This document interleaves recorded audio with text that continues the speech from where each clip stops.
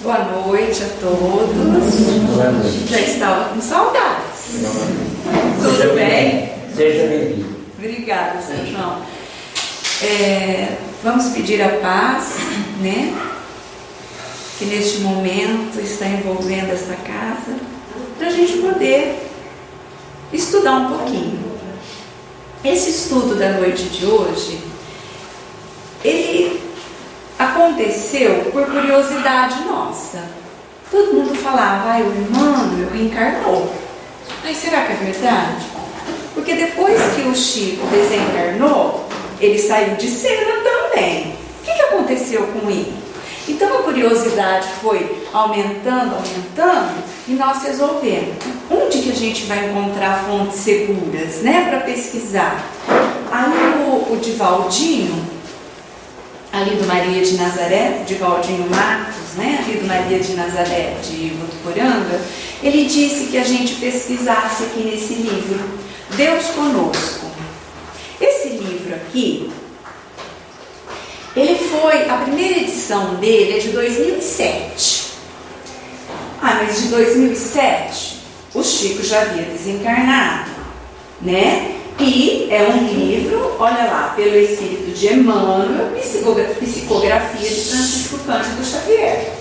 Mas o que aconteceu? Esse livro, ele foi organizado pela Wanda Amorim Joviano, que era filha do senhor Rômulo Joviano, que era o dono da Fazenda Modelo, lá em Pedro Leopoldo, onde o Chico trabalhava. Então, ela organizou o livro, por isso que a edição dele é de 2007. Então, o que contém esse livro? Além de conter a história de Emmanuel, de todas as reencarnações do Emmanuel aqui na Terra, ele contém também mensagens do Emmanuel através da psicografia do Chico Xavier durante o ano de 1934 a 1957. São mensagens assim de ânimo, de estímulo, orientações, até indicação de medicamentos para a família Joviano. Inclusive, tem uma que eu gravei tão bem, que ele diz assim, que naquela noite ele estava com um novo amigo. E esse novo amigo veio para começar a ter contatos com o Chico, porque em breves dias ele também iria começar a escrever através da mediunidade de Chico Xavier, e que esse amigo se chamava André Luiz. Então são mensagens muito curtinhas, mas muito interessantes. Vale a pena, é um livro assim, a gente lê rapidinho, né?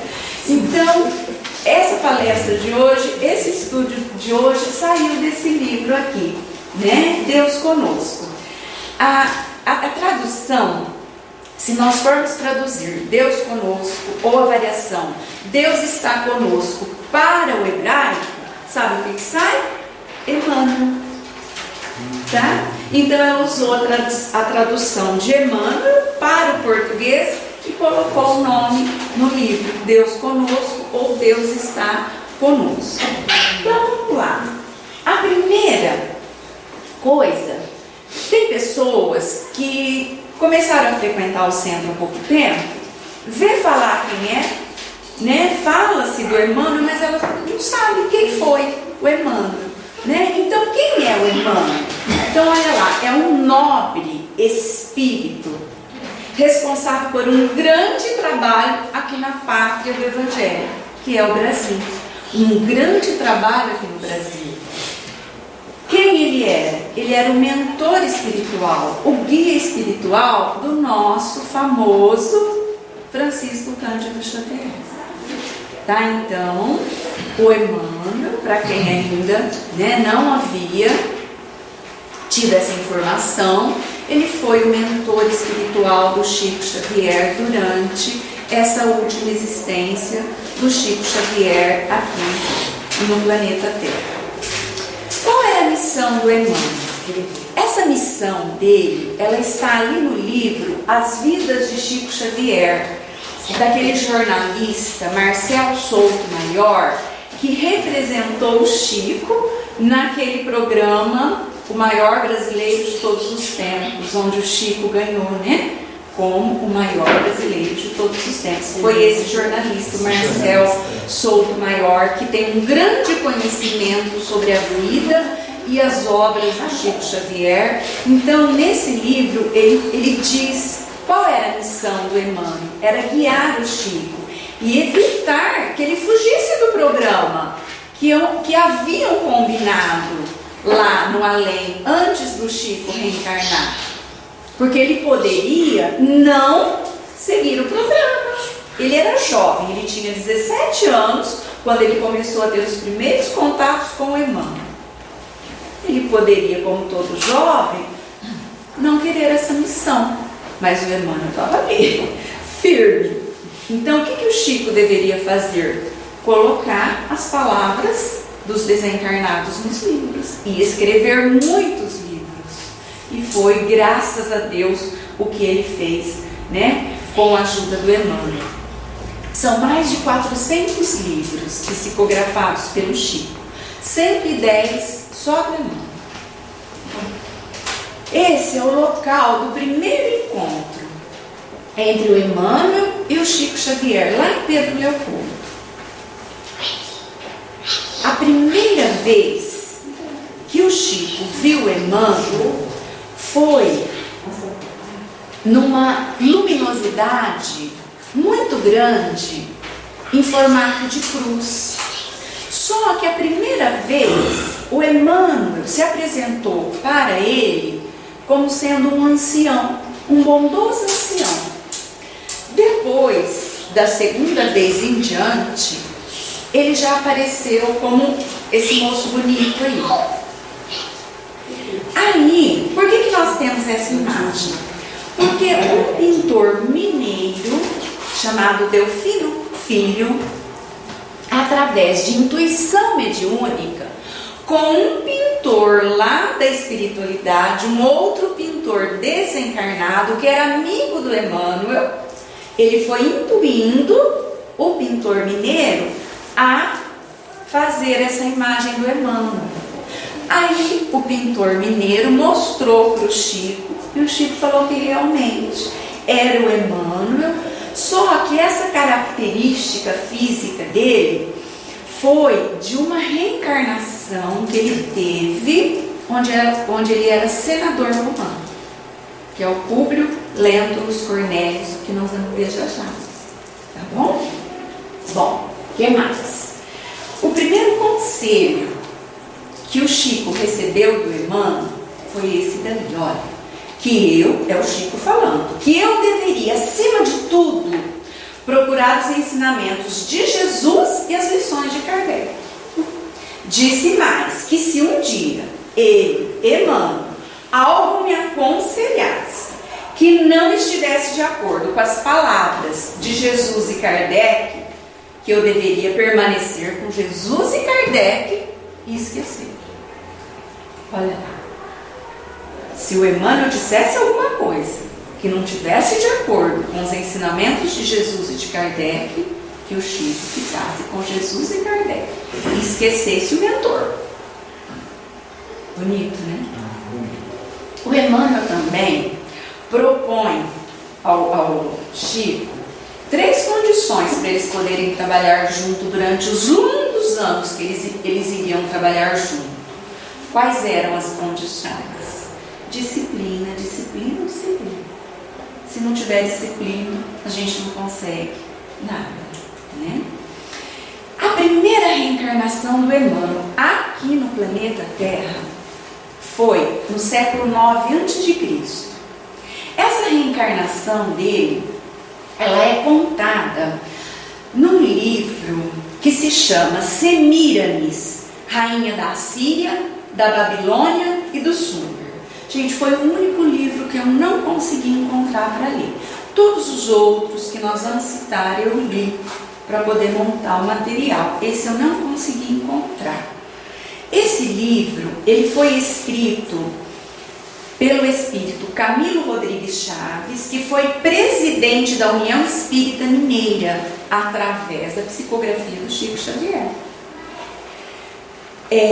A Síria, ainda tem hoje, né? A Babilônia é o atual Iraque e Sumer é a atual Suméria. Nesse livro, a Semíramis é a rainha. Ela é filha do Emmanuel. Simas, nessa reencarnação, ele se chamava Simas. Ele era o pai da rainha. Ele foi grão sacerdote de um tempo. O que é grão sacerdote? É o chefe máximo, era na época o chefe máximo da igreja. Igual hoje nós temos o Papa da Igreja Católica, ele era o chefe máximo da igreja na época. Ao mesmo tempo, ele era também reitor de uma escola. Vocês vão perceber que em várias reencarnações dele, ele está ligado à igreja ou à educação, ou aos dois ao mesmo tempo, tá? Aí ele se chamava Simas nessa reencarnação. Eu gostaria até de ler o livro para saber mais sobre as características morais dele, porque foi século IX. Sabe quando que ele foi reencarnar depois? No século II.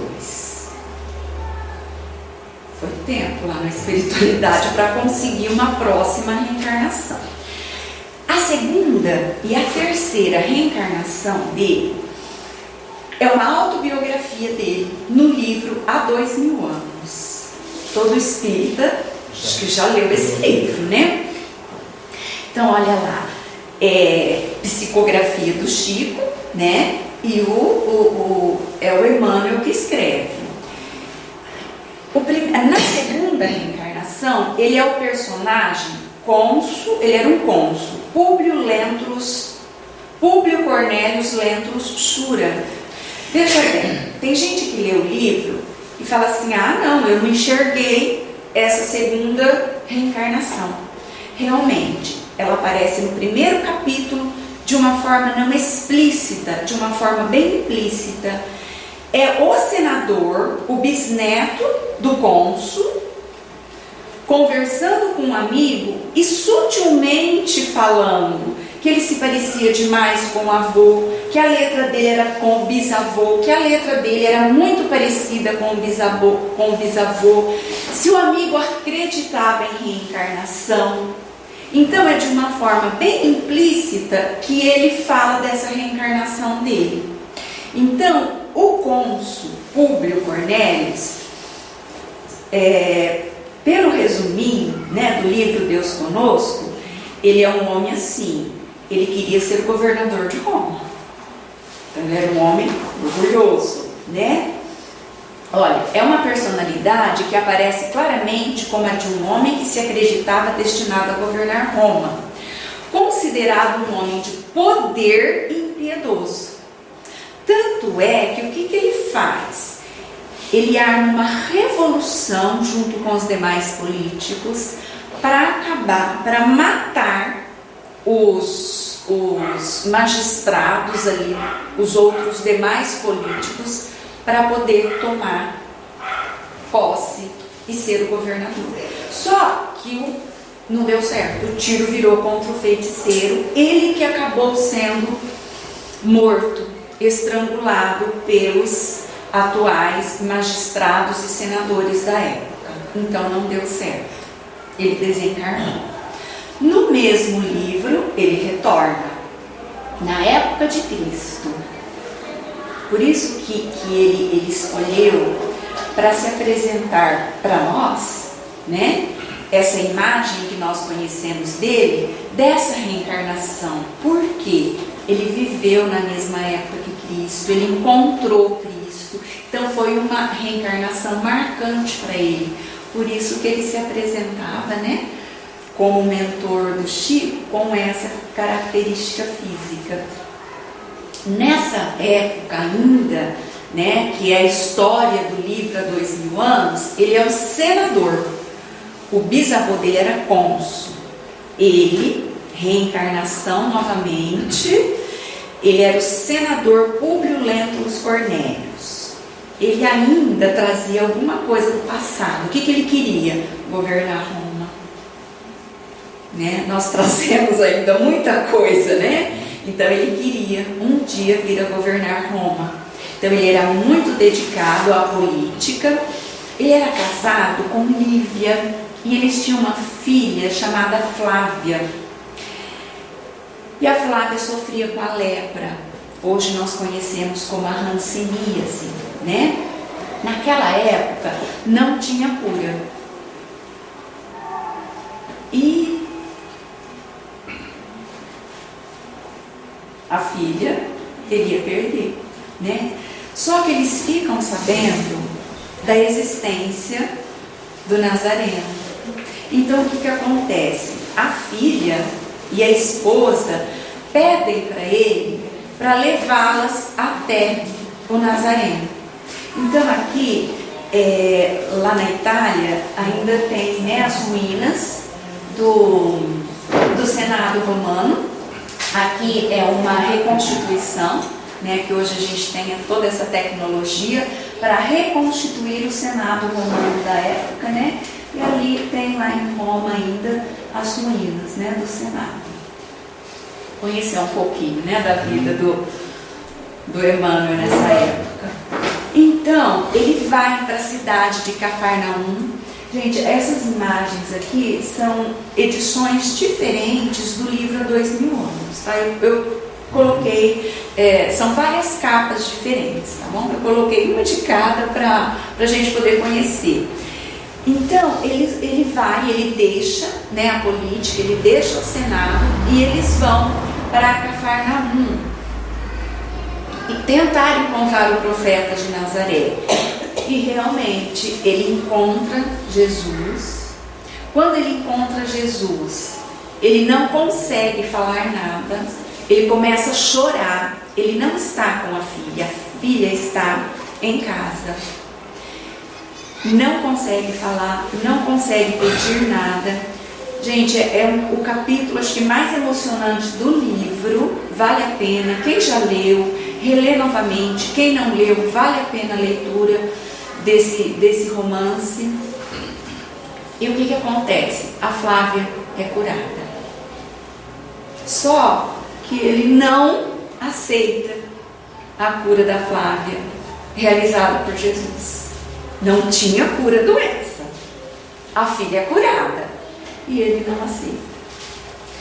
Aí, com a cura da Flávia, a Lívia, a esposa dele, torna-se cristã. E ela acaba, né, quando eles voltam para Roma, ela morre nos circos romanos. Aí ele retoma, né, ao Senado e sem acreditar que Jesus curou a filha dele. Aí, né, o circo romano, a esposa dele morre como cristã. Veja bem, mesmo ele não aceitando a cura da filha por Jesus, quando ele foi para Cafarnaum, o Tibério César, que era o imperador romano, que comandava toda aquela região, inclusive ele era também presidente lá da Judéia, ele manda uma carta pro senador romano, pro Públio Lentulus. Ele manda uma carta perguntando quem é esse Nazareno, porque a conversa, né, demorava para chegar, não era igual hoje, mas todo mundo já estava sabendo desse Nazareno. Então ele manda uma carta pedindo notícias desse Nazareno. Então o Públio, ele descreve Jesus.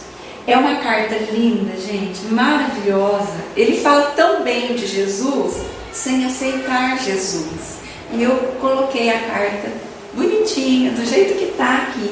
Olha lá, carta do senador Públio Lentulus ao imperador Tibério César, descrevendo as características morais e físicas de Jesus. Então ele começa dizendo assim: sabendo que desejas conhecer quanto vou narrar, existindo nos nossos tempos um homem, o qual vive atualmente de grandes virtudes, chamado Jesus, que pelo povo é inculcado, é chamado o profeta da verdade. E os seus discípulos dizem que é filho de Deus, Criador do céu e da terra e de todas as coisas que nela se acham e que nela tenham estado. Em verdade, ó César, cada dia se ouvem coisas maravilhosas desse Jesus. E quem não aceitou Jesus? Ressuscita os mortos, cura os enfermos, como curou a filha dele. Em uma só palavra, é um homem de justa estatura e é muito belo no aspecto. E há tanta majestade no rosto que aqueles que o veem são forçados a amá-lo ou temê-lo. Tem os cabelos da cor amêndoa bem madura, são distendidos até as orelhas e das orelhas até as espádulas, são da cor da terra, porém mais reluzentes. Tem no meio de sua fronte uma linha separando os cabelos, na forma em uso nos nazarenos. O seu rosto é cheio, o aspecto é muito sereno, nenhuma ruga ou mancha se vê em sua face. De uma cor moderada, o nariz e a boca são irrepreensíveis, perfeitos. A barba é espessa, mas semelhante aos cabelos, não muito longa, mas separada pelo meio. Seu olhar é muito afetuoso e grave, tem os olhos expressivos e claros. O que surpreende é que resplandecem no seu rosto como os raios de sol. Porém, ninguém pode olhar fixo no seu semblante, porque quando resplende, apavora, e quando ameniza, faz chorar. Faz-se amar e é alegre com gravidade. Ele chorou, né? Disse que nunca ninguém o viu rir, mas antes chorar. A gente não tem imagem de Jesus sorrindo, né? Não existe. Tem os braços e as mãos muito belos.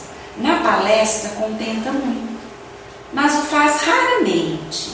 E quando dele se aproxima, verifica-se que é muito modesto na presença e na pessoa. É o mais belo homem que se possa imaginar, muito semelhante à sua mãe, a qual é de uma rara beleza, não se tendo jamais visto por estas partes uma mulher tão bela. Porém, se a majestade tua, ó César, deseja vê-lo, como no aviso passado escrevestes, dá-me ordens, que não faltarei de mandá-lo o mais depressa possível. O que ele não faria com Jesus se o imperador romano ordenasse? De letra, faz-se admirar de toda a cidade de Jerusalém. Ele sabe todas as ciências e nunca estudou nada. Ele caminha descalço sem coisa alguma na cabeça. Muitos se riem vendo-o assim. Porém, em sua presença, falando com ele, treme e admira. Dizem que um tal homem nunca fora ouvido por essas partes. Em verdade, segundo me dizem os hebreus, não se ouviram jamais tais conselhos de grande doutrina como ensina esse Jesus. Muitos judeus o têm como divino e muitos me querelam, afirmando contra a lei de tua majestade. Eu sou grandemente molestado por esses malignos hebreus. Essa imagem dele é a descrição da carta. Disse que este Jesus nunca fez mal a quem quer que seja, mas ao contrário, aqueles que o conhecem e com ele têm praticado, afirmam ter dele recebido grandes benefícios e saúde. Porém, a tua obediência estou prontíssimo. Aquilo que tua majestade ordenar será cumprido. Vale da majestade tua, fidelíssimo e obrigadíssimo. Este documento foi encontrado, gente, no arquivo de um duque de Cesadini, em Roma. essa carta foi mandada de Cafarnaum para Roma, para o imperador César da época. No ano de 79, o Públio Lentulus Cornélius desencarnou em Pompeia, vítima das cinzas do Vesúvio. É um outro romance, Os Últimos Dias de Pompeia, que vale a pena também a leitura desse romance. Ele estava cego. Essa cegueira foi uma dor auxílio que veio para ele, porque durante a cegueira dele, ele teve tempo de refletir e de ver o quanto ele estava errado, né? Então, ele já estava arrependido no final desta existência dele. A partir das outras, ele já estava bem evoluído, né? A quarta reencarnação dele, ela é descrita na obra dele também, através da psicografia do Chico, 50 anos depois. Depois de 2000 anos, 50 anos. Nesse romance, ele é o personagem escravo na história. Olha que diferença, gente. Senador, cônsul, senador. Lá na outra, ele foi reitor, ele foi grão sacerdote. Depois veio como cônsul, como senador, escravo. Ele era o escravo na história. Só que em todas as reencarnações, mesmo ele sendo escravo, ele demonstra muita inteligência. E nesse romance, ele sendo escravo, ele não era usado para trabalhos pesados. Ele era educador dos filhos do seu senhor. Então, olha, ele era judeu, ele veio como judeu, como Jesus, né? Só que ele nasceu em Éfeso, né, na Grécia, criou-se às margens do mar Egeu, constituiu família ali. Ele chegou a ouvir o João Batista, aprendeu com João Batista, tornou-se cristão, ajudou na propagação do Evangelho, dos ensinamentos que ele aprendeu do João Batista. Ele também ensinou. Ele foi escravizado por romanos lá na Judeia, né? Os romanos escravizavam os judeus. Ele tinha um filho, né, que se chamava Ciro. Os dois morreram nos circos romanos, como na reencarnação passada a esposa dele também, né, a Lívia também acabou perdendo a vida nos circos romanos. Então essa é a quarta reencarnação do Emílio, contada no romance 50 anos depois. A quinta reencarnação dele aqui na Terra foi no século III, né? Também a obra dele, através do Chico, Ave Cristo. Muito lindo o romance, muito lindo. Só que muita gente pensa que ele é o protagonista do romance, que é o Quinto Varro. Não é. Ali no Deus Conosco, isso fica claro. Ele era o filósofo Basílio, tá? Escravo, liberto. Um escravo liberto. Olha lá, ele era romano, filho de escravos gregos. Foi no ano de 233, ele vivia em Chipre. Chipre é um país pequenininho perto ali da Turquia, da Líbano. Só que ele era liberto, né? E olha lá, dedicando-se a estudos filosóficos, ele já mostra essa inteligência que ele já traz de muitas reencarnações passadas. Ele foi casado com uma escrava, ele teve uma filha, mas ele perdeu as duas, assim, muito cedo ainda. Aí ele encontra uma criança numa plantação. Gente, é lindo esse romance. Ele encontra essa criança, é uma menina, ele dá a ela o nome de Lívia, né? Ele tinha esse nome no inconsciente dele, ele tinha esse nome, né? Que a Lívia era a alma gêmea dele. Então ele cria a menina, para poder criar ele se torna um afinador de instrumentos musicais, muda-se para Marsella, é cristão, acaba tendo uma morte também bem triste por ser cristão, tá? Depois nós temos a sexta reencarnação dele, no século V, finalzinho do século V, comecinho do século VI. Aí não é nenhum livro, tá? Não é nenhum romance onde ele conta a vida dele. É uma informação que o Chico dá ao Clóvis Tavares, que era um biógrafo. Então, Chico que passa essa informação para esse biógrafo Clóvis Tavares. Ele foi bispo de Reims. Reims é uma cidade da França. Olha lá, igreja. Tá vendo? Igreja. Filósofo. Aí, ele também é conhecido como São Remígio, porque depois da morte dele, ele morreu bem velhinho. Ele era muito bom, ele era um bispo muito bom. Ele foi canonizado. A gente aqui no Brasil não conhece, né, São Remígio, mas lá na França ele é muito conhecido. Então, olha, ele era de família nobre e religiosa. Então, ele nasceu em Lyon, na França, no ano de 439. Olha, inteligente. Em todas as reencarnações a gente percebe que ele é muito inteligente, é um espírito, né, que traz uma inteligência já há muito tempo. Olha lá, talentoso, disciplinado, era distinguido por sua pureza de espírito, já era um espírito evoluído, né? Seu grande amor a Deus e ao próximo, e muita fé, tinha muita fé. Ele foi eleito bispo aí na cidade de Reims, ainda muito jovem, permaneceu 60 anos como bispo. Olha lá, pelo seu trabalho lá na França, trabalho de evangelização, o trabalho dele fortaleceu o cristianismo lá na França. Olha que interessante, né? Ele desencarnou em 535 com 96 anos de idade. Ele foi aclamado como santo. E ele foi canonizado pela Igreja Católica, né?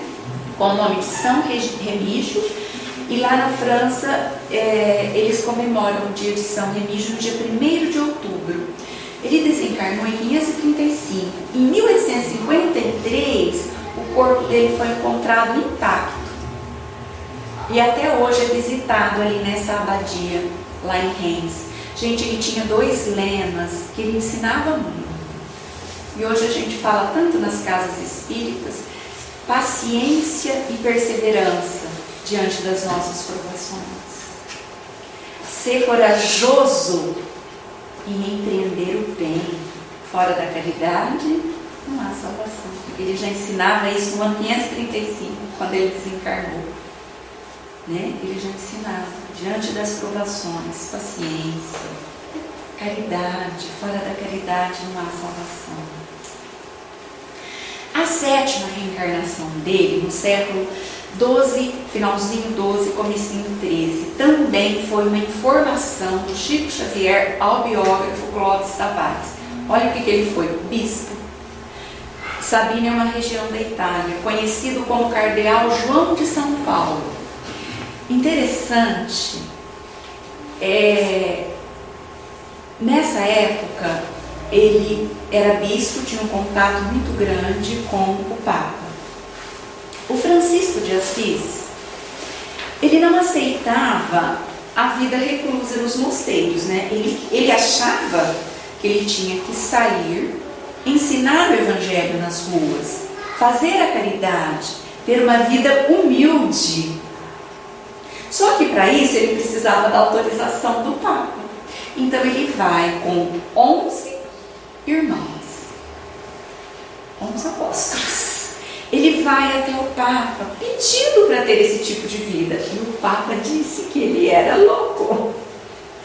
Mas o bispo de Sabina, o Emmanuel, sendo o espírito mais evoluído, intercede pelo Francisco de Assis.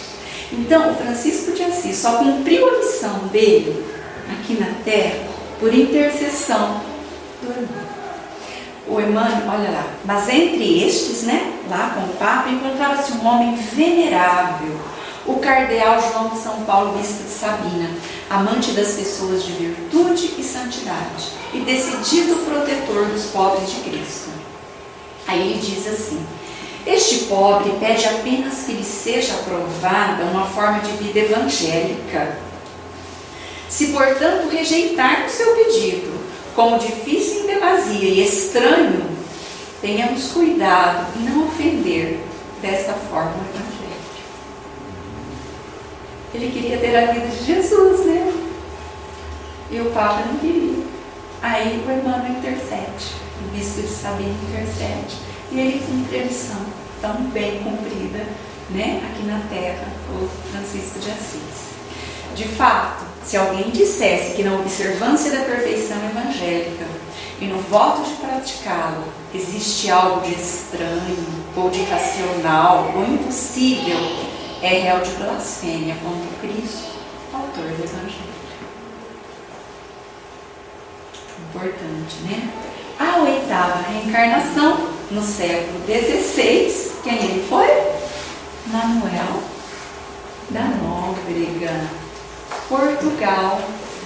É uma informação do espírito Arthur Joviano, revelada a Chico Xavier em mensagem recebida em 3 de agosto de 1949 na Fazenda Modelo em Pedro Leopoldo, Minas Gerais, lá nas reuniões que a família Joviano fazia. O Arthur Joviano era o pai do Rômulo Joviano, que era o dono da fazenda onde o Chico trabalhou, que é o pai da Wanda, que organizou o livro Deus Conosco. Tá? Então, o Arthur Joviano passa, então, através da psicografia do Chico, essa mensagem aí, que o Emmanuel foi o padre Manuel de Nóbrega também. Ele nasceu em Portugal em 1557, em 41 formou-se em Direito Canônico e Filosofia na Universidade de Coimbra, em 1544 ele veio para o Brasil. Gente, olha a missão dele: proteger e converter os indígenas à fé cristã. Hoje está difícil. A gente que já tem uma certa evolução, que não é tão primitivo quanto os indígenas, está difícil converter o povo à fé cristã. Imagine naquela época, em 1500 e pouco, converter os indígenas, línguas diferentes. Ele falava lá o português de Portugal. Aqui só tinha estrangeiro, mas os índios falando uma linguagem que ninguém conhecia. Olha que missão difícil. Proteger e converter os indígenas. Outra missão: fundar igrejas, fundar seminários, e ele fez isso, né? Em 552 ele foi para São Vicente, em 554 ele colaborou na fundação da cidade de São Paulo, no Colégio São Paulo. Gente, é tanta coisa para se falar, é um resuminho, bem resumidinho que eu fiz, tá bom? Senão, a noite toda falando de cada reencarnação dele, tá bom? A 9ª reencarnação dele, no século XVII, é um romance também, escrito por ele através do Chico, que é Renúncia. Lindo o romance.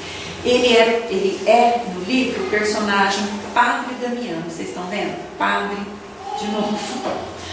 Ele nasceu em 613 na Espanha. Ele residia em Ávila, oficiava na igreja de São Vicente. Gente, foi na época do Santo Ofício, da Inquisição. Ele não aceitava a Inquisição. Ele não aceitava. Ele já era um espírito muito evoluído. Naquela época não tinha ainda o espiritismo, tá? Ele acreditava na imortalidade da alma, na pluralidade das existências, tentava ensinar, passar isso daí. Olha lá, então mesmo ele sendo católico, padre, ele, no fundo, ele era espírita, tá bom? Ele desencarnou em Paris. A 10ª reencarnação, no século XVIII, foi uma informação que o Chico deu para o Arnaldo Rocha. Vocês sabem quem é o Arnaldo Rocha? É o esposo da Meilei. O esposo da Meilei. Amicíssimo lá do Chico, trabalhava junto com o Chico. Depois que ele ficou conhecendo, que ele recebeu a mensagem da Meimei, ele virou um trabalhador, né? Então foi uma informação do Chico para o Arnaldo Rocha. O Emmanuel aí foi o educador. Olha lá, gente, educação. Ou a igreja ou a educação, é os dois juntos. Educador Jean-Jacques Tourville. Educador da nobreza e prelado católico romano no período que antecede a Revolução Francesa. Para fugir da Revolução na França, ele vai para a Espanha, ele vive na Espanha e desencarna na Espanha. Não se sabe muito sobre essa reencarnação dele, só que ele é educador, né? Aí ele dá um tempo, ele não reencarna, porque ele tinha uma missão muito importante: ajudar Kardec. O Emmanuel ficou lá, nessa época, no século XIX, ele estava lá. Emmanuel, espírito integrante da falange do Espírito da Verdade. Revelação de Chico Xavier, contida no livro Lições de Sabedoria, na página 170 e 197. Ele colaborou ativamente no plano espiritual, na estrutura da codificação espírita de Allan Kardec, tendo inclusive escrito a mensagem intitulada O Egoísmo, inserida no item 11 do capítulo 11 do Evangelho segundo o Espiritismo. Uma liçãozinha que tem sobre o egoísmo é do irmão. Então, nesse período, ele não reencarnou, ele ficou lá em cima para ajudar o Kardec. E era da equipe do Espírito da Verdade. Né? 11ª reencarnação de Emmanuel no século XIX. É uma informação do Chico Xavier revelada a Geraldo Lemos Neto, mais conhecido como Geraldinho, também muito amigo do Chico, o maior conhecedor tanto da vida quanto das obras do Chico Xavier. Ele foi sacerdote católico aqui no Brasil. Ele reencarnou lá no Pará. Gente, olha que coisa mais bonita. Qual foi a finalidade dele reencarnar no Brasil? Mergulhar mentalmente na língua portuguesa contemporânea, preparando-se para a missão que lhe seria confiada no vindouro século XX. Ele iria, lá do plano espiritual, acompanhar o Chico, escrever 110 livros na língua portuguesa. Ele tinha que ter o conhecimento do português. Então ele pede para reencarnar no Brasil, ter uma vida tranquila, para ele conhecer o Evangelho, aprender a língua portuguesa direitinho. 110 livros escritos em português. Ele era sacerdote lá no Rio de Janeiro. Ele era afrodescendente, ele era mulato. Até há pouco tempo, nessa igreja do Rio de Janeiro, tinha uma fotografia dele. E ele era amigo de quem? Lá no Rio? Simplesmente do doutor Adolfo Bezerra de Menezes.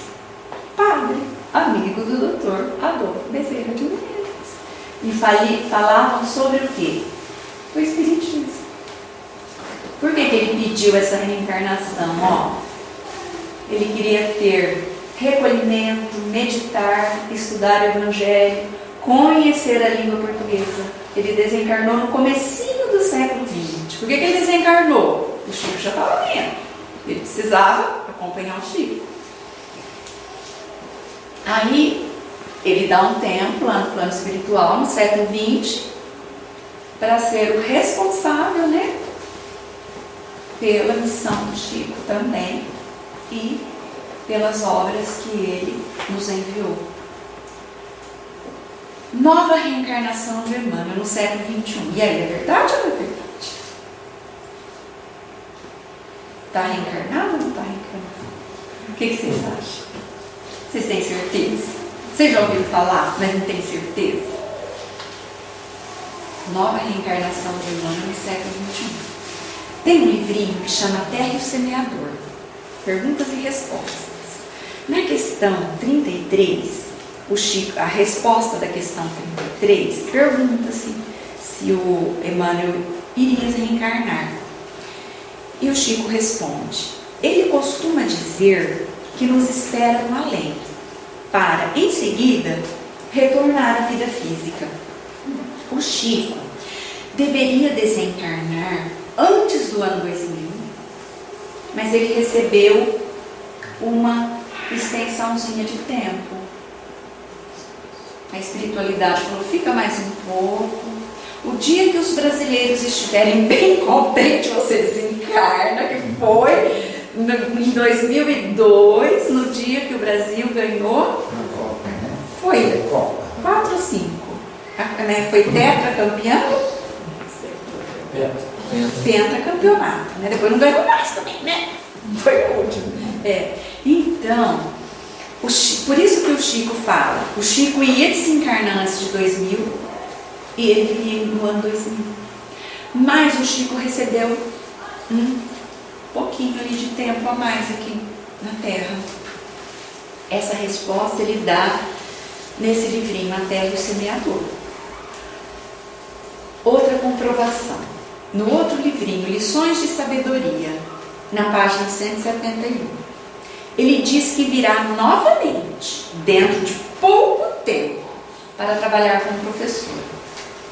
Primeira vez que eu li, eu falei, ai meu Deus, por que não arrumaram uma outra profissão com um espírito tão evoluído assim? Mas depois eu pensei pelo outro lado, olha que chique, um espírito evoluído vem como professor. É uma profissão muito digna. Todas elas passam por ele, não é? A gente tem que pensar sempre assim, né? Assim, sempre positivamente. Ele vai ser professor, olha que coisa bonita, né? Vocês estão vendo? Ou ele está na educação, ou ele está na igreja. Ele volta na educação. Quem lembra de 1973? Vocês lembram? Ah, não lembro não. Também não.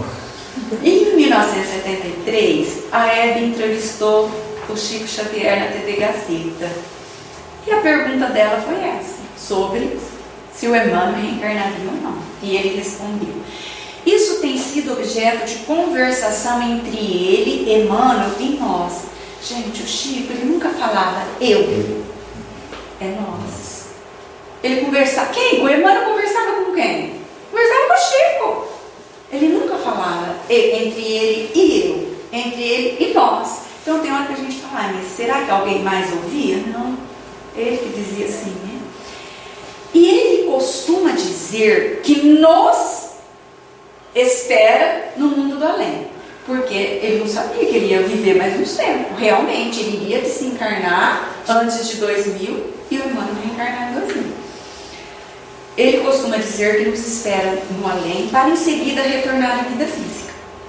E ainda completa, ó, ele costuma me dizer, quando eu estiver na vida física e vocês estiverem fora do corpo físico, inverter a situação, né? Vocês vão ver como é difícil entrarmos em comunicação com vocês e como é difícil orientar vocês também. Ô, gente, ele falando isso pro Chico, imagine o que ele não falaria para nós. Se era difícil orientar o Chico, e nós? Coitado do nosso mentor, né? Que bronca que ele deu aí no Chico, né? O Chico também tinha muita amizade com essa senhora, Susana Maria Mocinho, presidente e fundadora do Lar Espírita André Luiz, muito conhecido lá em Petrópolis. Ela era amiga do Chico desde 57. Ela diz o seguinte: Chico Xavier me confidenciou detalhes sobre a reencarnação de Emmanuel, que voltaria à Terra no interior do estado de São Paulo, Polônia, estado de São Paulo, no seio da família constituída pelo casal Dona Laura e Senhor Ricardo, personagens do livro Nosso Lar de André Luiz. Vocês lembram da Dona Laura? Vocês já leram Nosso Lar? A Dona Laura era a mãe do Lísias, que foi a orientadora do André ali em Nosso Lar. O marido dela, o Senhor Ricardo, já havia reencarnado na época e ela estava se preparando para reencarnar. No finalzinho do livro, ela iria se despedir para reencarnar, só que o espírito do Ricardo, que era uma criança que ia levado para se encontrar com ela, com os filhos, ela viria, eles se casariam e o Emmanuel está na família deles. Afirmou também ter presenciado em desdobramento espiritual o retorno à vida física de seu benfeitor no ano 2000. Então ele nasceu no ano 2000, ele reencarnou no ano 2000, 16 anos, né? E ainda disse, o Chico ainda disse para ela, vocês ainda vão reconhecê-lo, se Deus quiser, interior do estado de São Paulo, né? Não é mais Minas, é nosso agora, é nosso, logo começa. Deve ser psicografia, a gente acredita, né? Não sei, não, provavelmente, né? Uma outra comprovação. Vocês conhecem o Divaltinho, né? Já falou aqui. Ele já falou aqui. Difícil conseguir. Gente, o Divaltinho também, que ele fala, está escrito. Revelação de Divaltinho Matos, doutorando em São Paulo, amigo íntimo de Chico Xavier. Em uma noite, era aproximadamente, parece que eu estou ouvindo o Divaltinho, aquela voz grossa dele contando essa história, né? Em uma noite, era aproximadamente 1h20 da madrugada, ele, Chico Xavier, fez um relato de que Emmanuel aparecera dizendo que iria reencarnar. A verdade é que ele está reencarnado no estado de São Paulo e vai agir na educação. Quem sabia onde estava reencarnado Emmanuel? Só o Chico. Nunca falou nada para ninguém, desencarnou com isso. Por quê? Para preservar a vida do garoto, né? Mas nós vamos reconhecer com certeza, né? Gente, o resultado da nossa pesquisa foi esse. Se Deus quiser, logo ele estará por aí, nos consolando, trazendo mais esclarecimento, mais romance, se Deus quiser.